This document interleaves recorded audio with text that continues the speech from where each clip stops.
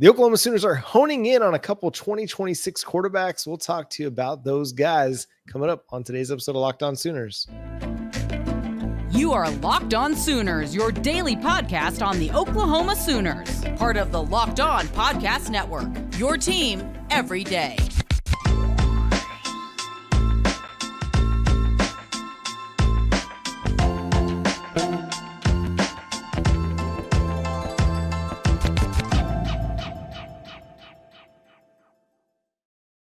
What's up, Sooner Nation? Welcome to Locked On Sooners, and thank you for making Locked On Sooners your first listen every single day. We're free and available on all podcast platforms and on YouTube. Hit that subscribe button and that notification bell to let you know when new episodes drop. Today's episode is brought to you by FanDuel. Make every moment more right now. New customers get $150 in bonus bets guaranteed when you place a $5 bet. Visit FanDuel.com/lockedon today to get started. My name is John Williams. You can follow me on Twitter at John9Williams. My buddy here is Josh Helmer. You can follow him on Twitter at Josh on Ref. You can also hear him Monday through Friday from 9 to noon on the KRF Sports app. And Josh, the Oklahoma Sooners seem to have honed in on a couple of 2026 quarterback targets. Oklahoma is not going to lack for quarterback options, whether you're talking about Jeff Lebby, Seth Luttrell, or whoever's going to be calling the offense, because Oklahoma is quarterback you. And every recruiting segment here on the Locked On Network is brought to you by LinkedIn.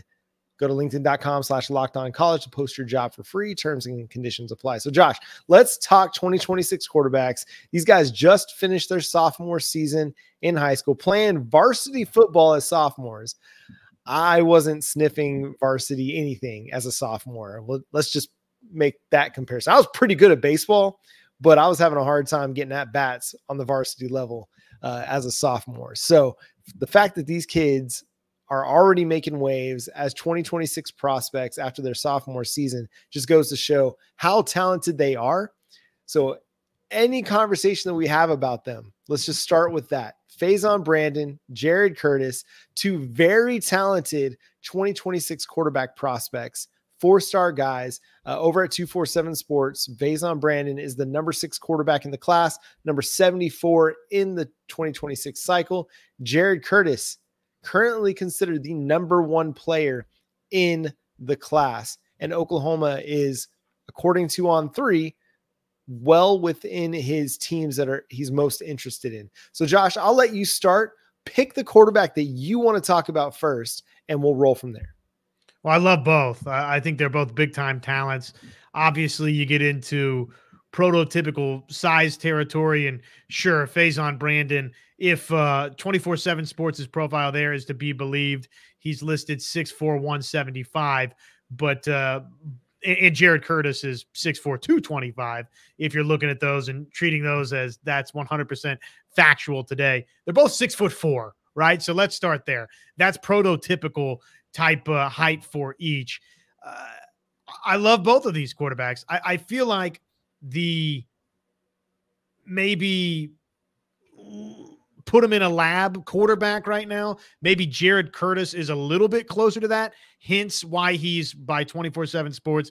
And it's early in this 2026 cycle, regarded as the number 1 player nationally, the top quarterback, top player from Tennessee. Now, across the board, he's not necessarily thought of that way because he's in the 247 Sports composite. He's number 19 nationally. So still highly thought of, but not a consensus number 1 across the board, at least not yet. But he can make all the throws. He's got an arm for days. The feet are good. It's plus mobility, I would say, John, but not electrifying Lamar Jackson, Kyler Murray type of mobility, but not too far away from that. Comparable to maybe a Jackson Arnold who you have on campus right now. So you've got, I think, someone who can make every single throw and does it effortlessly. I mean, you put the tape on and it's easy. It's falling away throws with the feet. We talked about it. The footwork, okay, maybe at times could clean up a little bit, but because that arm is so powerful, can do things that other guys probably just can't do. So in that sense, I think he's traditional to where you just see the arm and you say, okay, wow, this is maybe the best arm in this class. And then the feet are really, really good too, John. Well, what's crazy is he's able to do what he does even when his footwork isn't necessarily the best, or when his foundation isn't the cleanest. he's still able to put the ball exactly where it needs to be. And to me, that is an impressive trait to be able to have, because I mean, you've seen it. You've watched a lot of quarterback play over the years. Not every quarterback is able to do that. And I know maybe some folks are thinking, okay, this is the same thing we heard about Spencer Rattler. That's fair. At the same time, this kid just seems to have a little bit more of that capability, where not only is he making those throws to open receivers, but he's making those throws into tight windows as well. Like, it's not always an off balance throw or an off platform throw that is to a wide open guy because it's busted coverage in the scramble drill. No, it's sometimes the blitz got there quick, or the pressure got there so quick that he didn't really get a chance to set his feet, and he still made a nice throw into a tight window. So Jared Curtis, man, he definitely has all the tools that you're looking for, when you're looking at a quarterback. I think the footwork is good enough. And especially as a sophomore, I mean, you like what you see with everything that he does. He's only going to continue to get better as the next 2 years of high school go along. I mean, he's still got 2 more years of high school before he ever steps foot on a college campus. So he's not even close to a finished product and already looks really, really good. So that's Jared Curtis. I think there's reason to believe that he is the number 1 quarterback in the class. Faizon Brandon out of North Carolina, the number 6 quarterback in this class, also somebody who looks really, really good. Obviously, the huddle highlights are going to show us the good, but what you see and what he's able to do from a skill standpoint, that stuff kind of translates to the next level. And I'll let you go ahead and go first on this, Josh. What did you see from Faizon Brandon that makes you believe, okay, he's going to be a big-time player at the collegiate level? Well, I don't think the arm is quite as strong as Jared Curtis, but I don't think it's far off. He can make a lot of throws. His a couple of the sideline throws to the sideline you'll see in his huddle tape, it's pinpoint accuracy. So while maybe it's not quite, I mean, it's not much if there's a big difference between the two arms, just from a strictly line them up arm strength competition. It's still very, very good, but the legs are elite.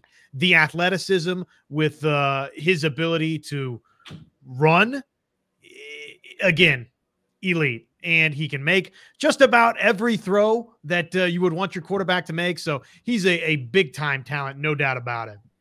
Yeah, the way you talked about Jared Curtis and kind of his effortlessly throw, that's the way I felt about Faizon Brandon. The ball just doesn't look like he's throwing the ball very hard, but it gets downfield where it needs to get. The accuracy is pretty impressive for a kid who's maybe 15, maybe 16 years old. And with the growth that he's going to continue to have in the weight room, the way he's going to mature, the physical maturity, the mental maturity, he's going to continue to improve, and he's going to improve that arm strength as well. But the accuracy is already pretty on point. You mentioned the sideline down the field throws. I mean, he put those right in the basket for his wide receiver. Didn't have to slow up, didn't have to turn back, didn't have to speed up. They were right where they needed to be, right on the point. And I think the thing that's most encouraging about this is, even though you have an offensive coordinator transition, that Oklahoma is still Oklahoma, and they're going to be very much in the mix for whatever quarterback they want. They may not get the top quarterback every year, but they're going to get one of the top quarterbacks every single year. And that is just because Oklahoma has proven over the last 25 years to be a place where quarterbacks can come and have a lot of success and, put themselves on draft radars, get to the number 1 overall pick, and have an opportunity to be one of those guys that contends for a Heisman, whether it's, Josh Heupel or Jason White or Sam Bradford or, the Lincoln Riley quarterback years. It doesn't matter who the coordinator's been. Oklahoma produces really good quarterback play. And with both of these guys, they have a chance. If Oklahoma is able to land either one of them, they're going to have a chance to be on that same plane when their time comes at quarterback. I mean, right now, Oklahoma's loaded with Jackson Arnold and Michael Hawkins and Brendan Zurbrugg. And then you have the commitment from Kevin Sperry in 2025 that sets the stage for a really nice lineage of quarterbacks over the next 4 years. And either Faizon Brandon or Jared Curtis could be another nice piece to that quarterback room of the future. Another guy that could be a very nice piece to Oklahoma's defensive line room of the future included the Sooners in the top 8 for his commitment. We'll talk about him coming up next here on Locked On Sooners. Today's episode brought to us by FanDuel Sportsbook. NFL regular season, well, that, of course, is in the rear view. Conference championship weekend, though, it's here, and there's no better time than now to get in on the action. That's FanDuel, America's #1 sportsbook right now. New customers get $150 in bonus bets guaranteed when you place a $5 bet. That's $150 in bonus bets, win or lose. The app is so easy to use. There's so many different ways to bet, like their same game parlays, or if you're wondering, okay, what parlay is the one that's going to speak to me? Why not look in the Parlay Hub? It's the best way to find out some of the popular parlays that are being played out there. Visit FanDuel.com/lockedon. Make your first bet a layup. Again, new customers, $150 in bonus bets guaranteed when you place a $5 bet. FanDuel, official partner of the NFL. And again, every segment here on the Locked On Network brought to you by our friends over at LinkedIn, linkedin.com/LockedOnCollege to post your job for free. The Oklahoma Sooners are very much in the mix for one of the top 10 defensive linemen in the 2025 class, following up what was a very nice haul in the 2024 cycle. Well, Trent Wilson, a top 10 defensive line prospect, interior defensive lineman, 6'3", 270 pounds out of Upper Marlboro, Maryland. In the 2025 cycle, he ranks number 10 at the position in the 247 Sports composite and is a top 150 player, both in 247 Sports rankings and in the composite. He included the Oklahoma Sooners along with Penn State, Ohio State, Tennessee, Texas A&M, Florida, Maryland, and Florida State in his top 8. So Josh, when you look at him and what he does on the football field, what excites you about Trent Wilson? Well, I love his ability to get off blockers, shed blockers in the interior of the offensive line or defensive line, depending on which way you want to look at it. He gets off of blockers, and he does it in the, well, what's supposed to be the most difficult part of the football field to do just that. So he's got some natural pass rushing ability, which if you're going to be an elite defensive line prospect, probably you've got that. But you flip on the tape, and he possesses that nice, explosive first step. He could get, I think, a little bit stronger, which is not probably unique to many folks at this stage of their recruitment, or really a high school signee when we cross that bridge too. But he's already doing a lot of these high level blue chip type things on tape, John, and yet he's only going to get stronger and more explosive. Yeah, I like the technical standpoint from which he plays. Wilson I feel like he's a refined kid, just playing his junior year, shows a really good ability at keeping blockers off of his body and being able to, use his long arms, use his technique to be where he wants to be on the football field from an interior perspective, whether it's, using leverage to slow a running play down or to rush the passer. I really liked his first step. I think he does a good job getting off the ball, and he looks strong in his lower body. And what is it about interior offensive line play or defensive line play, or really just play in the trenches? It's leverage matters, and being able to play from the ground up and dictate with good footwork and good strength. A lot of times that comes from your base, and that comes from your lower body. So I feel like he's already in a pretty good spot on that front. So as you talk about him getting stronger, that's going to continue to build up as he gets stronger in his upper body as well, and is able to kind of refine his technique even further over the rest of his high school career. But I mean, obviously Oklahoma is going to be in a big time recruiting battle to get Wilson, but I mean, the offer sheet is pretty extensive. Maryland, not a bad place to go get talent. Caleb Williams came out of there, Jalil Farouk. You've seen a lot of really impressive football players coming out of the state of Maryland in recent years. So Trent Wilson could be that very next guy, but again, shows a lot of really nice things on the huddle highlight tape, the ability to play the run, rush the passer, and then I just, for somebody his size to be able to kind of dart through the line of scrimmage is impressive without somebody even getting a hand on him at times. Yeah, and I've got to, I guess, tee up a Shaquille O'Neal here for him. I wasn't really familiar with your game, Trent Wilson, I guess, because when I'm looking up the measurables now and seeing 6'3", 260, 265, 270, I didn't think he was that big, to be honest with you, watching the tape that I've seen. And maybe he's added weight since the huddle tape that I was watching, but maybe it's just the way my man moves with that 6'3", 270. So Mr. Trent Wilson, I was not really familiar with your game, my friend. So I owe you a little apology on that front. So, but he could add 10, 15 pounds. And if he moves the way that he moves right now, then John, he's got a chance to be pretty special. And it's another defensive line prospect like this that Bates and that Oklahoma are going to be legitimately in the mix for. And this is the type of guy that you stack classes together, and this is what wins you national championships. The way that this guy blows things up at the line of scrimmage, totally reroutes the direction of a play, gets after a quarterback, harasses a ball carrier. He's a big-time talent. I mean, it's obvious. He can maybe get a little bit stronger, but this is an elite prospect. Yeah, what junior in high school isn't going to need to get a little bit stronger, but it's like you said, the stacking of elite defensive line prospects, you got to keep doing it. So this is going to be a very fascinating recruitment to watch because, again, you're going up against some of the best recruiting schools in the country, whether it's Florida State or, you know, the Penn States or Ohio States, Tennessee, Texas A&M. We know Texas A&M has been a thorn in Oklahoma's side for defensive line prospects. We'll see how much that shifts now that it's no longer Jimbo Fisher and now Mike Elko. But I mean, the defensive line recruiting has been really, really good at Texas A&M. And then obviously you're going to have to contend with the in-state school in Maryland. But yeah, I feel much more confident going into one of these recruiting battles after what you did in 2024 and being kind of right there in the mix for a Dominic McKinley, right there in the mix for a Williams Nwaneri. Even though you didn't get all these guys, you were right there in the thick of it to the very end.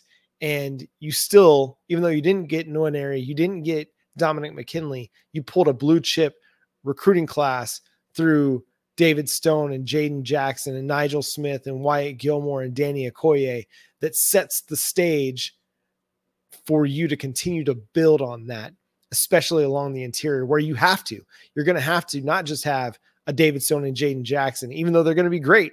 You got to have guys that are coming behind them that are going to be just as great to keep that going, because it can't be just a couple seasons of great defensive tackle play and then drop off again. You got to stack years and years and years of it.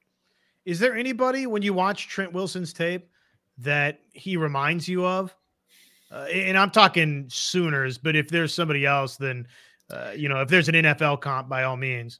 I'd say it kind of reminds me a little bit of Perrion Winfrey right now. Maybe plays with a little bit more power than Winfrey did, but just the way he moves, he doesn't look incredibly explosive, but he's quick enough. And just that quickness in which he plays with and the ability to kind of be a gap disruptor, to fit between gaps and play that way. That's the guy that kind of comes to mind for me. But I think, Wilson's ceiling is a little bit higher than what Perrion's was, because I think he's already got good size, good strength, good quickness, and just as a junior in high school, and he's going to be able to continue to build upon that. Well, that would not be a bad place to start for him. The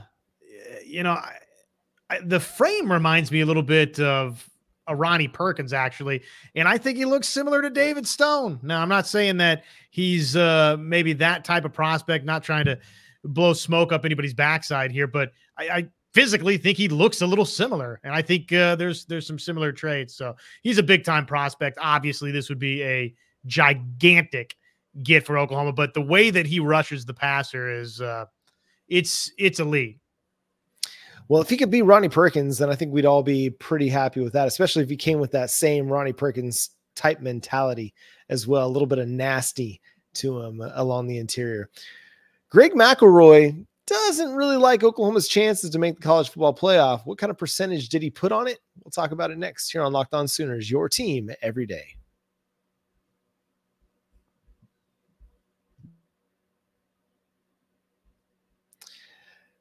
A lot's going to be made of how the Oklahoma Sooners perform in the SEC in 2024.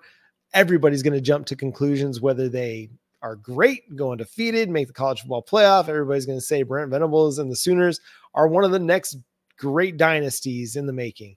Or if they're 8-4 and don't make the playoff, everybody's going to say, well, the Brent Venables era is toast. They're not going to be able to do anything. They'll never win under him. And probably the reality is it's going to be somewhere in the middle.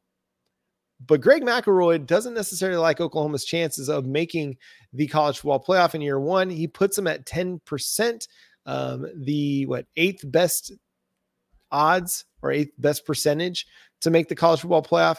What he had to say was, if they get to 9-3, I really like their chances to get to the playoff. But there's that famous word, but I don't think they can get there, Josh. Yeah, and okay, we'll see, right? I mean, obviously, we've talked and will continue to talk ad nauseum about the difficulty of Oklahoma's schedule, the SEC schedule for OU. If Oklahoma's got the eighth best chance out of SEC teams to make the 12-team playoff next year, then look, we got a pretty legitimate problem in Norman, Oklahoma. So that to me is, I agree with his sentiment on this front, though.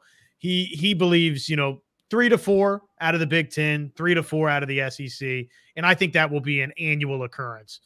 And I think Oklahoma has a great chance to be one of those 3 or 4 out of the SEC. I mean, he's got Missouri, he's got Ole Miss, LSU, all of those teams ranked in front of Oklahoma. Ole Miss, right, bringing Jackson Dart back and some of the portal maneuvering that they've had is substantial for them. But I mean, is Missouri going to have the type of encore act? Are they definitively better than Oklahoma?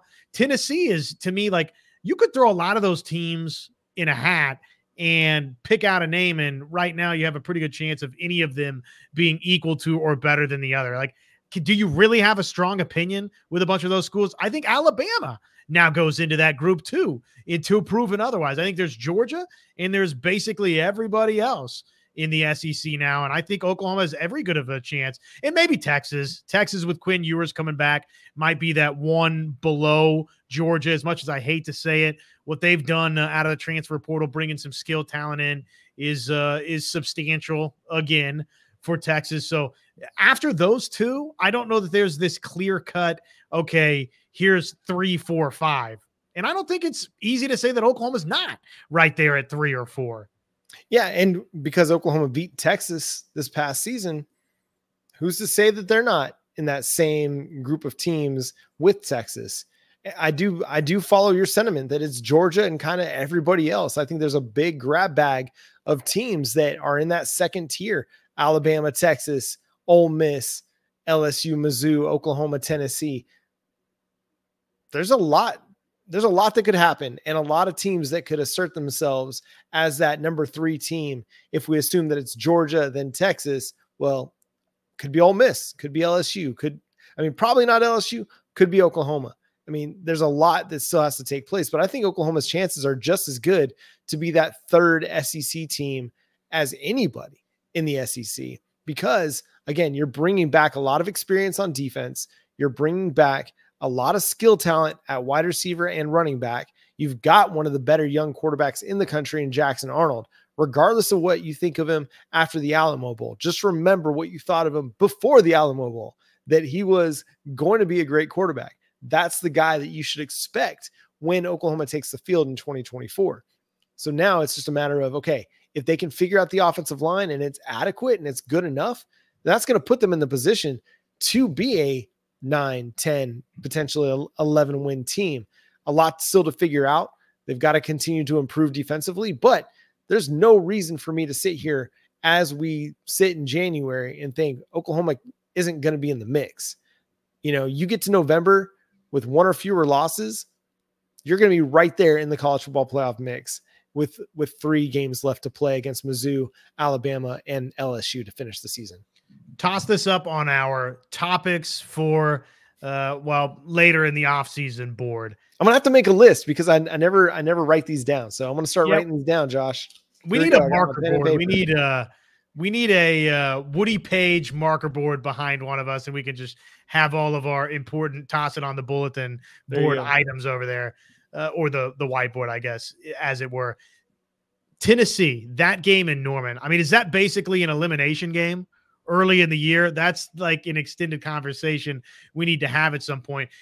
At the very least, it will be a good which direction is the compass pointing game, really, for both, I think, because for Tennessee, if you come in with Nico Iamaleava and win that game against the young green at the gills quarterback again in Jackson Arnold, you do it on the road. Okay, well, now all of a sudden, if what McElroy is forecasting here, if you're to take that with any serious substance, well, 15% jumps up quite a bit beyond that, right? Oklahoma, if you take care of business versus Tennessee at home, well, now all of a sudden that 10% to get to the 12-team college football playoff, I'd have to say you got to feel a lot better than 10% for Oklahoma if they win that game versus Tennessee. So it really, I think, when you start thinking how many bids are there out of the SEC to get into this thing, well, there's 3-4 bids, right? And maybe you eliminate Tennessee from that. If you take care of business, it kind of ramps up the importance of that game early in the season, though obviously it's not by definition an elimination game, because obviously you're going to win the rest of your games, but it's a pretty important one. It is. Well, and we go back to what the schedule looks like. I mean, how many teams on this list are Oklahoma going to play? Or is Oklahoma going to play? Tennessee, Alabama, LSU, Ole Miss, Missouri. 5 of the 8 teams that Greg McElroy mentioned are on Oklahoma's schedule. And really, it's 5 of the 7 teams not named Oklahoma are on this schedule. So, yeah, the Sooners are going to have quite a bit to contend with. And Texas too. So you have 1, 2, 3, 4, 5, 6. 6 of these 7 teams not named Oklahoma are on that list. So if Oklahoma takes care of business, obviously they'll be a college football playoff team. But if, say, you go, you got to beat Tennessee, you got to beat Auburn, you got to beat South Carolina, and then you've got to fare well in those games against Texas and Missouri and Ole Miss and LSU. In those 4 games, if you are good in those 4 games and maybe go 2-2, that's going to give you a shot, to make the playoff. But you got to take care of business in the games at home, especially against Tennessee and South Carolina. And then against a team like Auburn, you got to win that game. I know it's going to be Auburn. It's going to be a tough place to play, but you're going to go into that game likely as the favorite. And you have to figure out a way to win on the road in a tough environment, especially if you have aspirations of making the college football playoff. That's a game you got to have. So it's going to be tough. Obviously, the SEC is going to be tough, but the road is there. If Oklahoma takes care of business, even if they have 2 or 3 losses, that schedule is such that it's going to be looked upon favorably by the College Football Playoff Committee if they play well, even in their losses. So the Oklahoma is going to have a really good shot, especially if they're a 9-3 or better team. What you just said, it's basically, okay, those 6 teams, right, that are on OU's schedule, if you split those and win every other game, you're not getting left out of the college football playoff. Absolutely. You're not. Yeah. Yep, absolutely right. And so right now, I think we need to set that expectation. It's college football playoff or bust.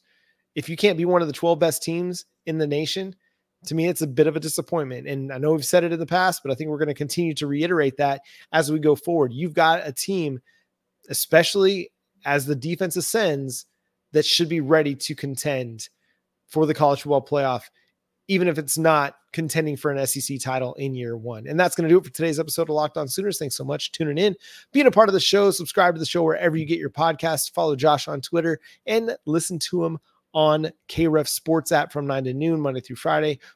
You can follow him on Twitter at Josh on Ref, myself at John 9 Williams. Read my work covering the Sooners over at SoonersWire.com, part of USA Today Sports. But until next time, he's Josh. I'm John. Boomer Sooner.